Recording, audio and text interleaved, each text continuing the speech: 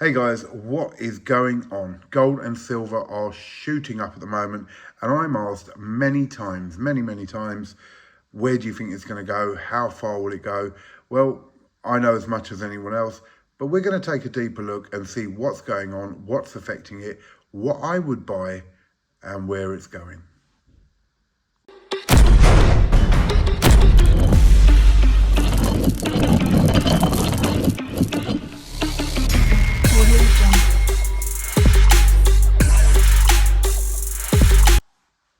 Well, here we are. What is going on? Gold is shooting up. At the time of this recording, it is £2,956, and silver is approximately 3604. Absolutely mental prices. We only have to go back a year and a half, and we see much lower prices. So is it time to stop? Is it time to worry about, especially with silver, will it drop down again? Even with gold, is it going to go further up or is it going to go further down? Well, let's have a little think about what's going on. So we know there is a big problem with the dollar. It is de-dollarizing. Places like the BRICS nations have been working to get a gold solution to trade in rather than using the dollar, which is affecting the dollar massively. Central banks have been hoarding gold for months, even years in certain cases, and now have started holding silver as a major asset as well. There are wars in the world which always cause gold and silver, with the uncertainty of them, to rise. Stock markets are at an all-time peak, and I do believe we may see a crash in them, which could further elevate the price of gold and silver. So what do you do? Is it worth coming in now? Shall we stop? Shall we hold and see where it goes? Well, my honest opinion is you've got to keep buying. Well, opinion, as I say, you don't have to, but in my opinion, I feel both these precious metals are going to keep rising. Now, many of you know that with gold, I am super strong with it. I love gold and I will keep collecting gold no matter what the price. Now, silver, on the other hand, I believe to be a more volatile metal, but there is some massive upside to it because it has been suppressed for so long. And one of the ways that we know there's a massive upside is because of the gold to silver ratio. At the moment, that gold to silver ratio, 82 to 1. That is massive. The actual ratio of gold to silver should be 15 to 1, which means that silver is way underpriced to where it should be. For every 1 ounce of gold, the equivalent should be around 15 ounces of silver, and we're at 82. Each of these kilo silvers here are 32 ounces with another 18. So all of this silver right here is the same value as this 1 ounce of gold. And I've got a couple of friends who go, well, this is the point. I can't see the point of spending all that money on one coin there of gold when I could have all that silver. And yeah, that's a personal opinion and a personal view and a personal way of stacking or collecting. But the actual thing of it is, gold is a lot more stable than silver. And gold historically rises at least 10% a year. In the last year, it has been significantly more. In the same token, silver, as I said, has been suppressed for so long, industrially, governmentally, that it is far and undervalued. So it has much more room to move, shall we say. But at these new highs that we are getting every day, every week, people are worried about it. People are especially worried about silver. If I put my money into silver right now, will it crash? Will it do what it did in 1980? Will it do what it did in 2011? Well, to be perfectly honest, yeah, the possibility is always there, and I wouldn't ignore that possibility. Do I think it will? No, I don't. I think we have hit a perfect storm at the moment, which is increasing the price of silver massively. And though we will get a correction, or we will get a few corrections along the line, I can see us having much higher lows. In other words, if we go back a couple of years, we were 3 years, let's say, we were at 18, 19 pound an ounce of silver. We're now at 36. Now, it could correct, it could go down to 32. I personally believe it will still keep rising. Now, am I still buying silver? Yes, I am. Am I still buying gold? Yes, I am. Can I buy the gold that I necessarily want to buy? Well, that's another question. 1 ounce of gold nowadays is costing you £3,050 minimum. And that's for a Britannia. Let's see if I can find a little Britannia in there. There we go. For a Britannia, you're paying approximately, at the time of making this video, £3,050 if you buy it from a bullion dealer. You can get them on the secondary market at around spot price, which, as I say, is 2,900 and, let's say, 60 at the moment. So a very large sum of money for anyone to dish out in one go. And so people are worried about that, and they say, well, is it worth me buying the fractional? Because the rhetoric has always been, from when I started anyway, don't buy the smaller bits, buy the big 1 ounces at least, because of the premiums of making the smaller bits. Well, that's all well and good until, in general, most of the public can't afford to buy a 1 ounce in one go. Things have changed massively, and I would definitely be saying buy fractional gold. I tell my friends, I tell my son, I tell my family, buy gold.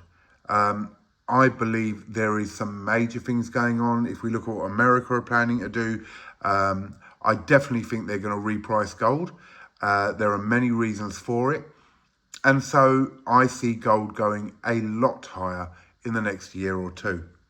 Now, I don't think anyone should be saying it will definitely happen, this will definitely happen, that will definitely happen. But we've only got to look at the picture of what's going on. Now, you'll have some people saying gold will go to 20,000, 30,000, 40,000, 50,000 an ounce. I can't say whether it will or not, and nor can anyone else. So my suggestion is, it depends on your budget. It depends on what you can afford. Do I think gold is an absolutely great piece to hold? Yeah, 100%. But you can always go for the smaller pieces.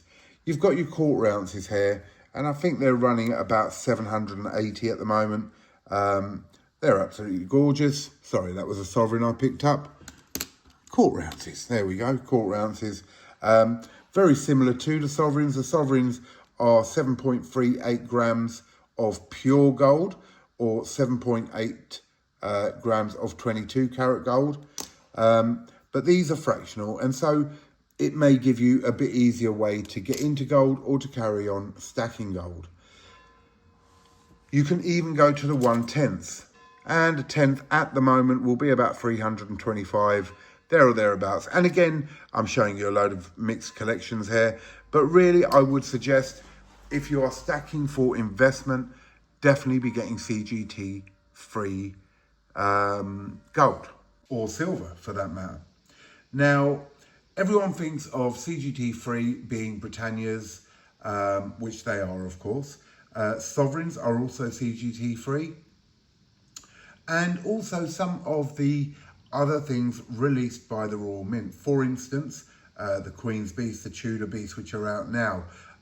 Myths and Legends, Morgan Le Fay, Robin Hood, etc. are all duty free. Even down to things like the British Lion. So you can have a bit of variety there and have a bit of fun rather than just getting tubes and tubes of Britannias. But there isn't a vast amount of different pieces that you can get which are CGT free. What does CGT free mean? Well, it means when you cash in, when you swap in to cash in, any profits you make are not taxable. So, for example, if I was to sell, let's have a look at the gold bar.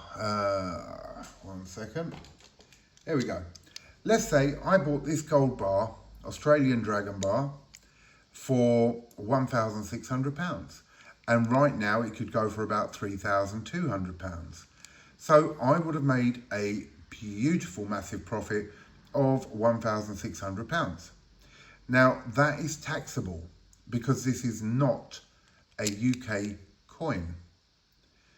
So all my profits would be taxed, and that tax is called capital gains tax.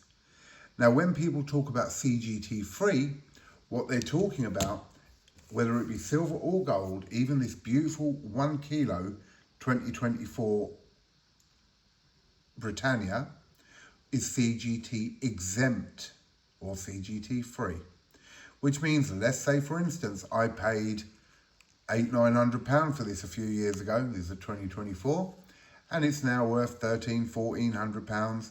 I would make £500 profit, and that 500 profit is not taxable. So this is why people say you must get CGT free, and to a certain extent I absolutely agree with that. And again, it all depends on what your goals are. If you're looking that in the future you're going to sell it, then yes, absolutely. And if you're looking for the profit that may be realised after 10 years, 5 years, 20 years, whatever it may be, CGT free is the best.